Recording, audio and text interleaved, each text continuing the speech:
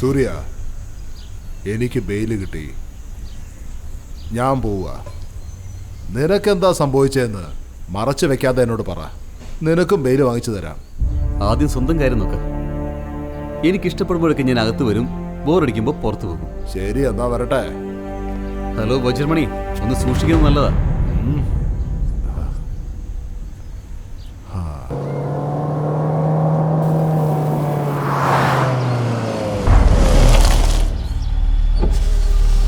നിങ്ങളുടെ അടുത്ത് ഇത്രയും വലിയൊരു വഞ്ചന ഞങ്ങൾ പ്രതീക്ഷിച്ചില്ല.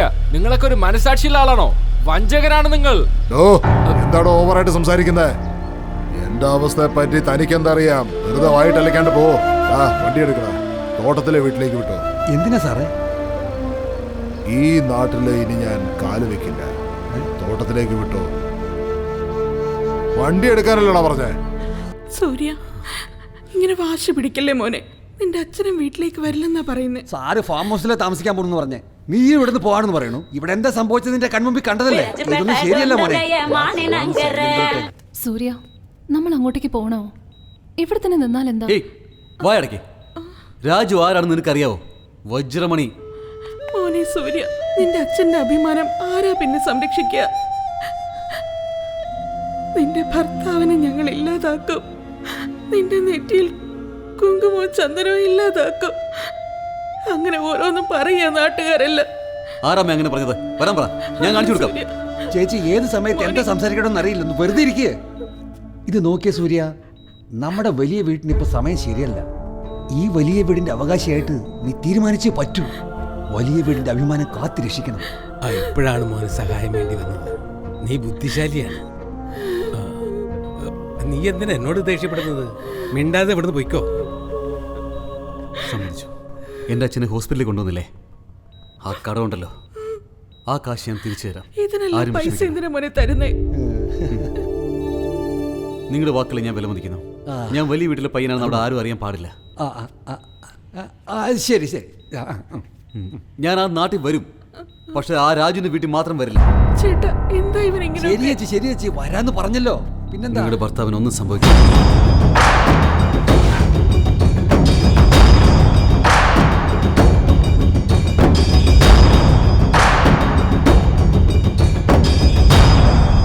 രാജുവേട്ടൻ ഈ നാട്ടിലേക്ക് വരില്ലെന്ന് പറയുന്നു. അദ്ദേഹം വേറെന്താ പറയാ?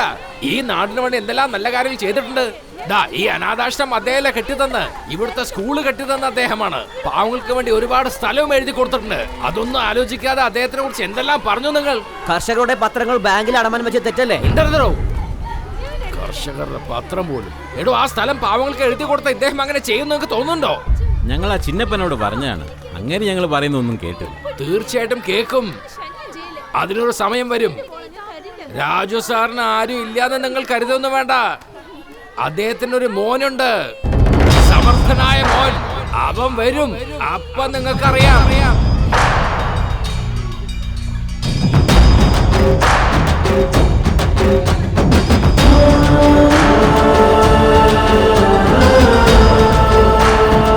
ഇത്തവണ ഉത്സവം കേവലമായിട്ട് നടത്തി തന്നത് ബഹുമാനപ്പെട്ട ബാബു സാറും നമ്മുടെ പ്രിയപ്പെട്ട കൃഷ്ണ സാറുമാണ്. ഈ വീട്ടില് ഭാര്യയുടെ മടി കിടക്കാണെങ്കിലും പുറത്ത് വരച്ചോടന്ന് വെട്ടിക്കളഞ്ഞേക്കടാ. നിങ്ങളെല്ലാവരും എന്നിൽ അർപ്പിച്ച വിശ്വാസത്തിന്റെ പേരിൽ ഞാൻ പറഞ്ഞ കാര്യം ചെയ്തിരിക്കും. ഈ വർഷത്തെ ഉത്സവത്തിന് നിങ്ങൾ ആരും ഒരു രൂപ പോലും ചെലവാക്കേണ്ട കാര്യമില്ല. നീ ആരാടാ ഇല്ലെന്ന് പറയാൻ? വന്ന് അടിക്കുന്ന അടിയിൽ കഴിച്ച ഫുഡൊക്കെ പുറത്തു വന്നേക്കടാ. ഇപ്രാവശ്യത്തെ എല്ലാ ആഘോഷങ്ങളും എന്റെ വകയാണ്. ഹലോ, നല്ല കാലം കട്ടാക്കിയത്. ഇല്ലെങ്കിൽ ഞാൻ അവരൊരു വഴിയാക്കിയനെ. നിങ്ങൾ എന്നോട് കാണിക്കുന്ന സ്നേഹത്തിനും വിശ്വാസത്തിനും യുവമാരൊക്കെ ചോദിക്കാൻ ആരും ഇല്ലാതെയായി പോയി. ഞങ്ങളുടെ രാജോച്ചനെ ജയിലിലാക്കിയിട്ട് യുവമാരൊക്കെ കേറി കളിക്കാണ്. നിങ്ങൾക്ക് വിശ്വസിക്കാം. ഇവിടുത്തെ ഉത്സവത്തിന് തേരലങ്കരിക്കാനുള്ള തുണികളും ആഭരണങ്ങളും ഒക്കെ വലിയ വീട്ടിലെ രാജമുതലാളിയുടെ കയ്യിലാണ് ഉള്ളത്. അവര് തന്നാലല്ലേ എടുക്കാൻ പറ്റുള്ളൂ. വലിയ വീട്ടിലെ ചെറുക്കനല്ലേ ഈ നിൽക്കുന്നത്? ഇവനൊന്നും അല്ല വലിയ വീട്ടിലെ മോൻ. ഞങ്ങളുടെ രാജോച്ചന്റെ മോൻ സൂര്യ, എന്റെ പഴയ ഫ്രണ്ടാ. ആരാവും നമ്മളെ തന്നെ തുറച്ചു നോക്കുന്നത്? എടാ പോത്തെ, കണ്ണ് കാണുന്നില്ലേ? ഇപ്പൊ നിന്നെ ആരാ അവിടെ വിളിച്ചേ? അവിടെ ആരെങ്കിലും കഴിക്കാൻ തരുന്നുണ്ടാ? ഗംഗ തായ് പലാവ് ഹോട്ടൽ പ്രൊപ്പറേറ്റർ ഗംഗ ആലയ ലവങ്ക. നിന്റെ പേരെന്താ? ലവങ്ക എന്നാണ്. പണ്ടൊക്കെ റൗഡീസം ചെയ്തോണ്ടിരിക്കുമ്പോഴേ ലവങ്കാന്ന് പേരുണ്ടായിരുന്നു. നമ്മുടെ നാട്ടുകാർക്ക് വാ എന്ന അക്ഷരം വരില്ല, അതുകൊണ്ടാ വാ കട്ടാക്കി ലങ്ക ലങ്ക എന്ന് വിളിക്കുന്നത്. ഇവിടെ ലങ്ക എന്നാണ് ഫേമസ്. റൗഡി? അതെ സാർ. ആര്? നീ? അതെ സാർ. വിശ്വസിക്കുന്നേ. എത്ര വാങ്ങിയിട്ടുണ്ടെന്ന് കാണിക്കട്ടെ? വേണ്ട വാ. തായ് പലാവ്, ഇതെന്താ സംഭവം? ഇത് നല്ല ടേസ്റ്റ് ആയിരിക്കും സാർ. ഇത് കാരണമാണ് റൗഡീസം തന്നെ വിട്ടത്. എനിക്ക് അമ്മ മാത്രമേ ഉള്ളൂ, അച്ഛനില്ല. നീ എന്താ ടെസ്റ്റ് ബേബിയാ? ഇല്ല സാർ, ഞാൻ മരിച്ചതിന് ശേഷമാണ്. ഇല്ല സാർ, എൻ്റെ അച്ഛൻ മരിച്ചതിന് ശേഷം ഞാൻ ജനിച്ചത്. എന്നെ കൺഫ്യൂസ് ആക്കല്ലേ സാർ. ഈ ഏരിയയിലെ എനിക്ക് നല്ല മാസമായിരുന്നു സാർ. ഞാൻ വന്നു കഴിഞ്ഞാലേ ഇവിടുത്തെ ആളുകളൊക്കെ ഇങ്ങനെ വിറച്ച് കളിക്കും സാർ. അതായത് തിരുത്തൽ? അബ്സല്യൂട്ട്ലി. ഒരു സംഭവം ഉണ്ടായി സാർ. മണ്ഡപത്തിൽ എൻ്റെ അമ്മ ജോലി എടുക്കായിരുന്നു. അപ്പോൾ ഞാനില്ല. ഒരു 800 മുതൽ 1000 ആളുകൾ എന്നെ തിരഞ്ഞങ്ങോട്ട് പോയിരുന്നു. അവിടെ ആ സമയത്താണ് എൻ്റെ അമ്മേനെ അവർ കൊന്നുകളഞ്ഞു സാർ, ആ പാവികൾ. എനിക്കത് കണ്ടപ്പോൾ നരമ്പൊക്കെ തുടിക്കാൻ തുടങ്ങി സാർ. ആ ദേഷ്യത്തിൽ വന്ന് 2 പേരെ കൊന്നിട്ട് ജയിലിലേക്ക് പോയി സാർ. ജയിലിൽ പോയിട്ടും നിനക്കൊരു മാറ്റം വന്നില്ലേ? ഞാനും നന്നായി സാർ. അതിനുശേഷമാണ് ഞാൻ ഈ എല്ലാ റൗഡീസുകളും വിട്ട് കളഞ്ഞിട്ട് അന്ന് മുതലാണ് ഞാനൊരു ഹോട്ടൽ തുടങ്ങാമെന്ന് തീരുമാനിച്ച് അന്ന് തുടങ്ങിയതാണ് സാർ ഈ തായ് പലാവ്. നിന്റെ തായ് പലാവിന് ഒട്ടും ടേസ്റ്റ് ഇല്ല. തൽക്കാലം നീ ഒരു കാര്യം ചെയ്യേ, 5 കിലോ ചിക്കൻ വാങ്ങിച്ചോടുക. ഇതുവരെ വെജ് ആയിരുന്നു, ഹോട്ടലിൽ നോൺ വെജ് ആക്കി മാറ്റേ.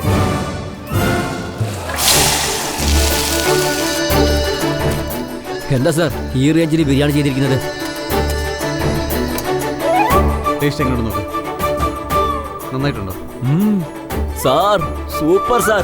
ഇതൊക്കെ എവിടെന്നാ സാർ പഠിച്ചത്? ഇതുപോലെയൊക്കെ ബിരിയാണി കഴിച്ചിട്ട് ഒരുപാട് കൊല്ലങ്ങളായി സാർ. ഇത്രയും ദിവസം തായ് പലാവ് എന്ന് പറഞ്ഞിട്ട് ഒരുപാട് അമ്മമാർക്ക് മകനില്ലാതെയാക്കി. നാളെ മുതൽ ഒരു 10 മിനിറ്റ് വന്ന് ഇതുപോലെ ബിരിയാണി ഉണ്ടാക്കി തന്നാൽ മാത്രം മതി. ഇത് സൂപ്പറാണ് സാർ. ഇതിനൊരു പേര് വെക്കണല്ലോ, രാഗിനി ബിരിയാണി സെന്റർ എന്ന് വെച്ചാലോ? ഈ ഹോട്ടൽ തുടങ്ങാൻ വേണ്ടി നിനക്ക് ആരാടാ കാശ് തന്നെ? വലിയ വീട്ടിലെ രാജുവച്ചൻ. അപ്പൊ അയാളുടെ പേര് നോക്കി സാർ. ബിരിയാണി കടയ്ക്ക് അദ്ദേഹത്തിന്റെ പേരോ? വെക്കടാ. വലിയ വീട്ടിൽ ബിരിയാണി സെന്റർ വെക്കേ. ആരും വന്നാലും അവന്റെ കാര്യം ഞാൻ നോക്കിക്കോളാം. ശരി സാർ. ഒരു ബിരിയാണിക്ക് എത്ര റേറ്റ് വെക്കാം സാർ? അത് ഈ നാട്ടിലുള്ള ആൾക്കാരല്ലേ, ഒന്ന് നോക്കി കണ്ടും വിലയിട്. ഒരു 350 സാർ. അതിൽ നിന്ന് 100 എടുത്ത് മാറ്റി.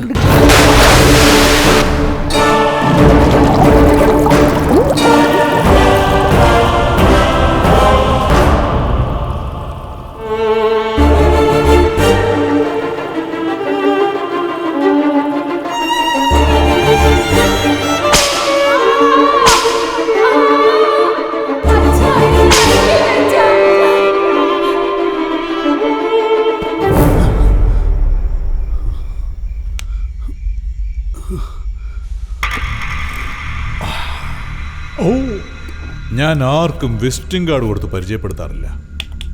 എന്നെക്കുറിച്ച് അറിയാം അല്ലേ? അറിയില്ലെന്നുണ്ടോ?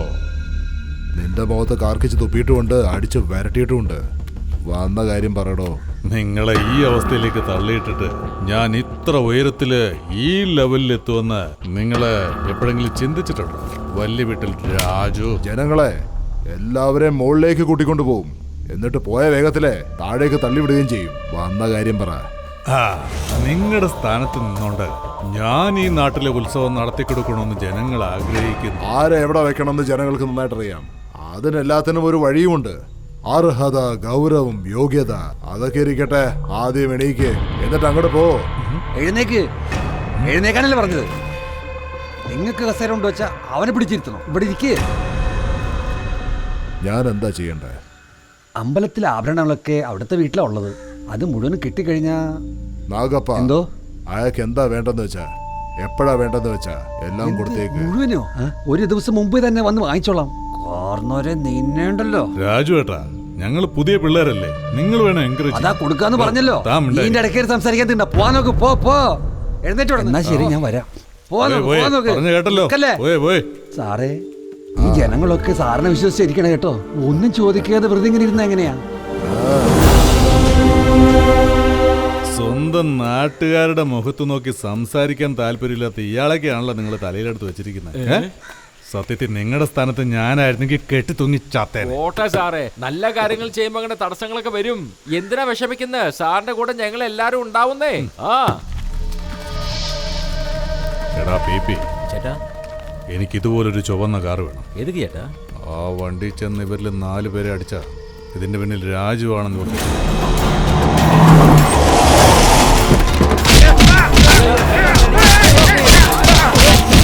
അദ്ദേഹത്തിന്റെ ആൾക്കാർ അടിച്ചെന്ന് എന്താ തെളിവ്? ചുവന്ന നിറത്തുള്ള കാറാണ്. ഈ ഗ്രാമത്തിൽ അദ്ദേഹത്തിനല്ലാതെ ആ നിറത്തിൽ കാർ വേറെ ആർക്കും ഇല്ല. ഇപ്പൊ എനിക്ക് മനസ്സിലായി നിങ്ങളെല്ലാരും എന്നെ സപ്പോർട്ട് ചെയ്യുന്നത് ആ രാജുവിന് സഹിക്കാൻ പറ്റുന്നില്ല. അതിനാണ് അയാൾ ഇങ്ങനെ ചെയ്തത്. മദ്യപാനിയെ നമ്മൾ വെറുതെ വിടാൻ പാടില്ല. നിയമത്തിനാവശ്യം തെളിവാണ്. അടിച്ചത് ആരെങ്കിലും കണ്ടിട്ടുണ്ടോ? തല്ലുകൊണ്ട് ഞങ്ങളെ പറയുന്നുണ്ടല്ലോ, പിന്നെന്താ?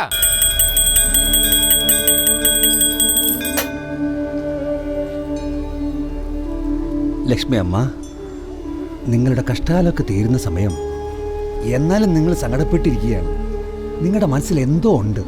അതെ സ്വാമി, കാണാതെ പോയ എൻ്റെ മകൻ സൂര്യ അവനിപ്പോ തിരികെ വന്നു. അതേതായാലും സന്തോഷമായി. ആ ദൈവം നിങ്ങളെ കൈവിട്ടിട്ടില്ല. എന്നാ എൻ്റെ മോൻ എൻ്റെ വീട്ടിലേക്ക് വന്നില്ല. അവൻ വരും. അവൻ വീട്ടിലേക്ക് വരാനായിട്ട് നമ്മുടെ ഈ അമ്മ അനുഗ്രഹിക്കും. എൻ്റെ മകൻ സൂര്യ വീട്ടിലേക്ക് വരുമെന്നാണോ? എൻ്റെ ഭർത്താവിനുണ്ടായ അപമാനം അത് മാറുമോ സ്വാമി? ദുഷ്ടന്മാര് രാജ്യം ഭരിച്ചത് ഒരു ചരിത്രത്തിലുമില്ല. എല്ലാം നന്നായിട്ട് നടക്കും. ഒന്നിനെയും കുറിച്ച് സങ്കടപ്പെടണ്ട.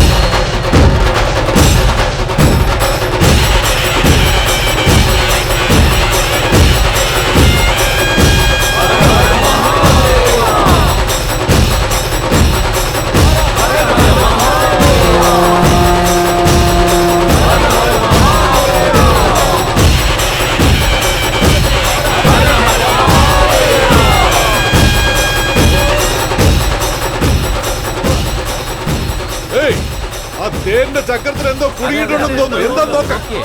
അങ്ങനെയൊന്നുമില്ല. ഇതേ രാജു മുതലാളി ചെയ്ത തേരാണ്. ആ കുടുംബത്തിലുള്ള ആരെങ്കിലും ഒന്ന് വന്ന് ഈ തേര് തൊട്ടാലേ ഇത് മുമ്പോട്ട് പോകും. ഇവനും വലിയ വീട്ടിലെ അംഗം തന്നെയാ കൃഷ്ണ. ഇവനൊന്നുമല്ല. പിന്നാരാ? രാജു മുതലാളിയുടെ സ്വന്തം മകൻ. ഞാൻ ആ മകനെ കുറിച്ചാ പറയുന്നത്. ഓ, അവനിപ്പോ എവിടുന്ന് വരാൻ? തീർച്ചയായിട്ടും വരും. അവനിവിടെ വന്നിട്ടുണ്ട്. ഞാൻ പോയി വിളിച്ചുകൊണ്ട് വരണം, അത്രേ ഉള്ളൂ. ഓ, ഏതോ ഒരുത്തം വന്നാലേ ഈ തേര് ഉള്ളുള്ളൂ. കാണാലോ. ഓ, നമ്മുടെ വണ്ടി കൊടുത്തേക്ക്, വേഗം ആവട്ടെ. വരുന്നവൻ ദൈവോ അതോ ദേവനോ ചന്ദ്രനോ സൂര്യനോ?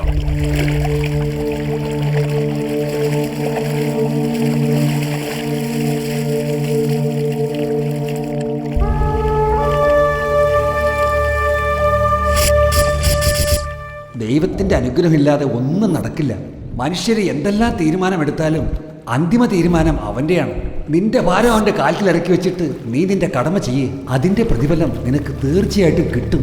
പാപപുണ്യത്തെക്കുറിച്ചൊന്നും നീ ഇപ്പൊ ആലോചിക്കണ്ട.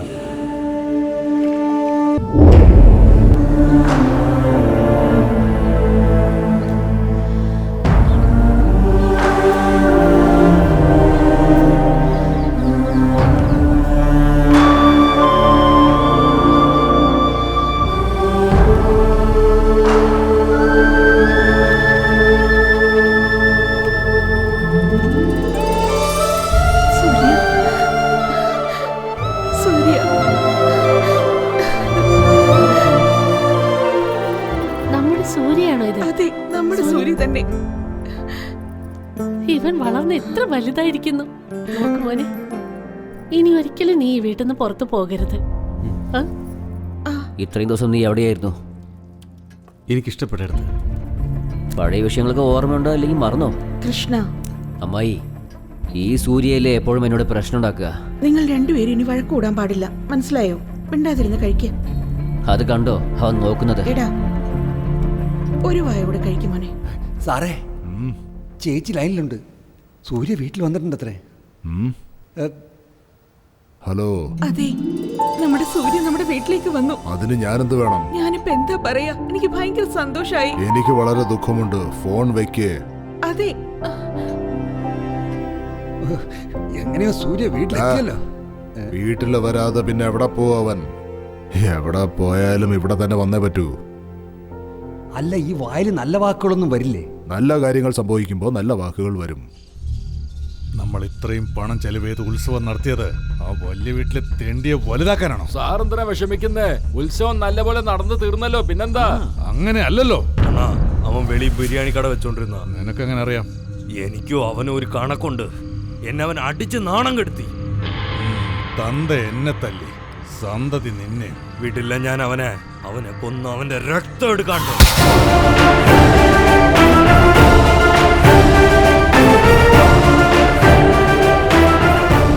നമസ്കാരം. എന്തിനല്ലാരും എണീറ്റ് ഇരിക്കെ.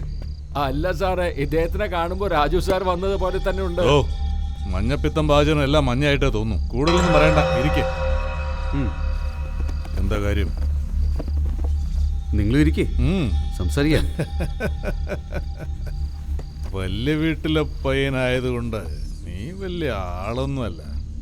അങ്ങനെ ഞാനൊരിക്കലും കരുതിയിട്ടില്ല. ആൾക്കാരൊക്കെ സ്നേഹത്തോടെ വിളിക്കുന്നു. സ്നേഹത്തോടെ തരുന്ന ഒന്നും ഞാൻ വേണ്ടെന്ന് പറയില്ല. ഏയ്, ഇത് ലെവല്. ലെവല്.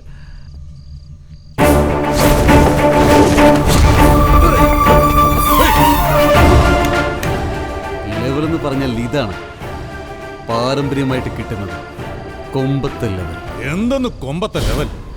നിന്റെ അച്ഛൻ കർഷകരെ പറ്റിച്ചു, അതിനാണ് ഈ മീറ്റിംഗ്. കർഷകരെ പറ്റിക്കാൻ മാത്രം അത്ര ചീപ്പല്ല എൻ്റെ അച്ഛൻ രാജു. ഓ, അത്രയ്ക്ക് പാവാണല്ലോ നിന്റെ അച്ഛൻ. വളരെ നല്ല മനുഷ്യൻ. ഏയ്, തന്റെ അച്ഛനാണ് വില്ലൻ.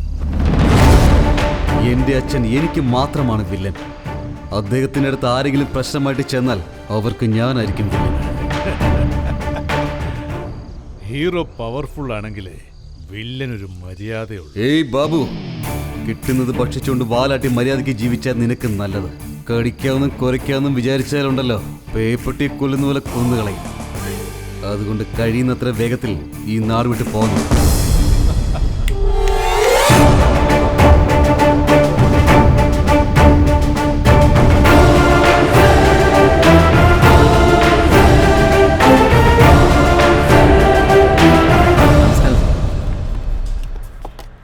ഇനി വീണ്ടും അടുത്ത മാസം വരണം സാർ.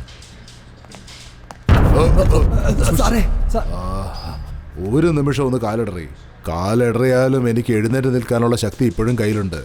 മോന്റെ സഹായം വേണ്ടപ്പോൾ ഞാൻ ചോദിച്ചോളാം, അപ്പൊ തന്നാ മതി കേട്ടോ. ബാ. എന്താണ് മാമ, വജ്രമണി കുറച്ച് വീക്കാണെന്ന് തോന്നുന്നല്ലോ. അവർക്ക് ടെൻഷൻ എന്താ കുറവ്? എപ്പോഴും ടെൻഷനിൽ തന്നെയാ. മരുന്ന് കുറച്ച് കൂടിപ്പോയിട്ടാ. വജ്രമണി ആയിട്ടിരിക്കണം. ഇപ്പൊ ഈ പോക്കിനത്ര സുഖമില്ല. കുറച്ചോളം പറ.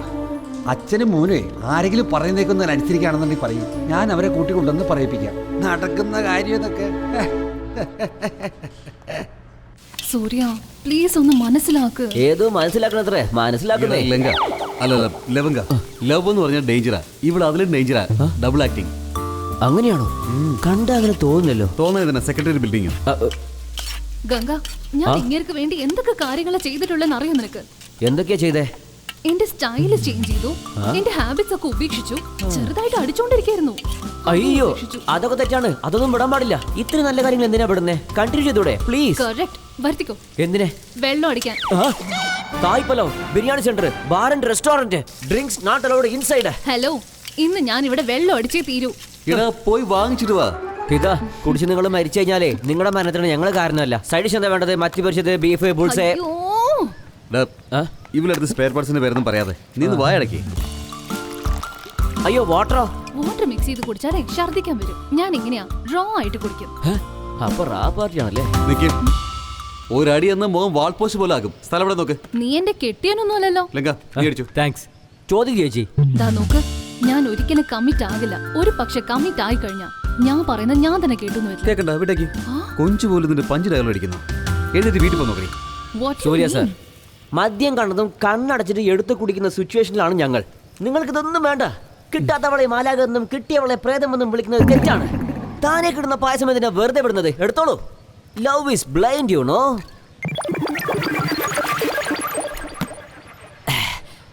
റാവായിട്ട് കുടിച്ചാലേ വയറൊക്കെ എരിയും. ഡേഞ്ചറസാ.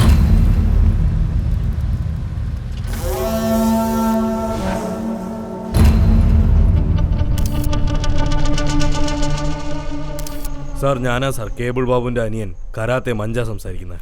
എന്താ കാര്യം പറ. സാർ, ഞങ്ങൾ ഒരു ലോക്കൽ പെണ്ണ് 6-7 പേര് ചേർന്ന് റേപ്പ് ചെയ്തു. ലോക്കൽ പെണ്ണായിട്ട് എന്താ പ്രശ്നം ഉണ്ടാക്കുന്നത്? അതാ സാർ. അപ്പൊ ഞങ്ങളിപ്പോ എന്തു ചെയ്യും സാർ? ജീവിച്ചിരിപ്പുണ്ടോ അതോ ചത്തോ? ഇനിയും ജീവനുണ്ട് സാർ. അവൾക്ക് നല്ലപോലെ മദ്യം ഒഴിച്ചു കൊടുക്കുക.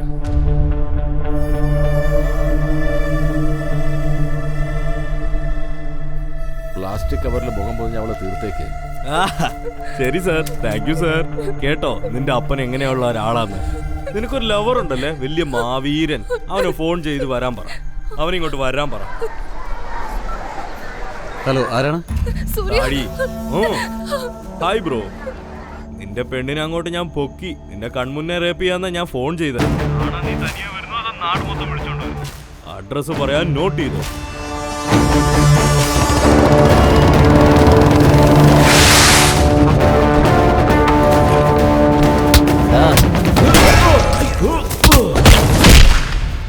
ഒരു പെണ്ണിനെ വെച്ച് വില വെച്ചെന്ന് വൃത്തികെട്ടവനെ എന്താ വിളിക്കേണ്ടത്?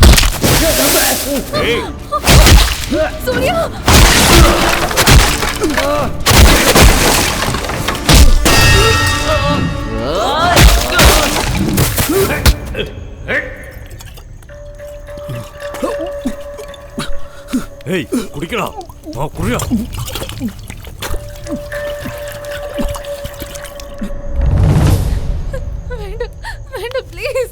ഞാൻ നിന്റെ കൂടെ സന്തോഷമായിട്ടിരിക്കുന്ന അവൻ കാണണം.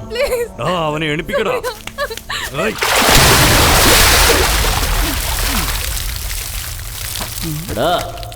എണീക്കടാ.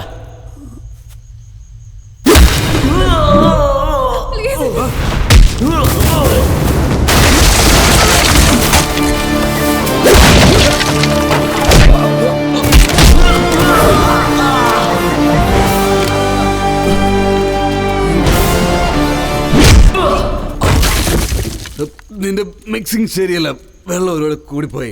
എനിക്ക് ഡ്രൈ ആയിട്ട് വേണം.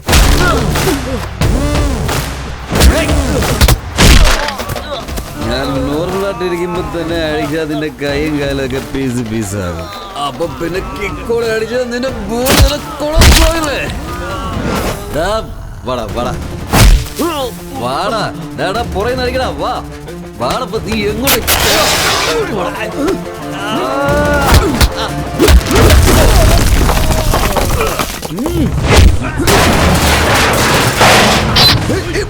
കൈ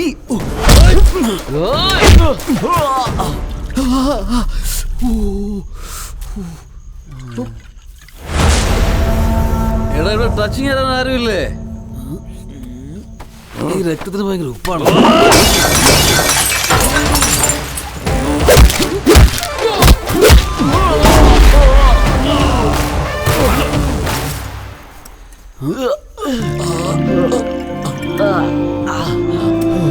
നമസ്കാരം മാഡം, ഒരു മിനിറ്റ്.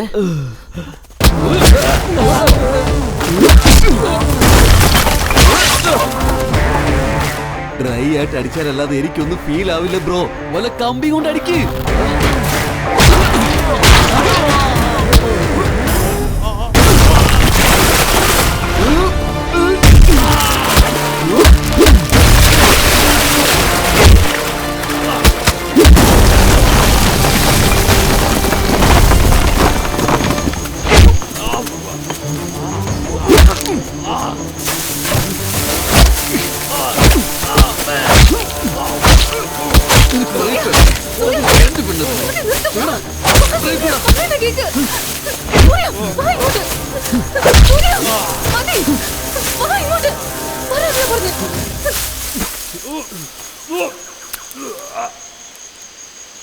പറഞ്ഞു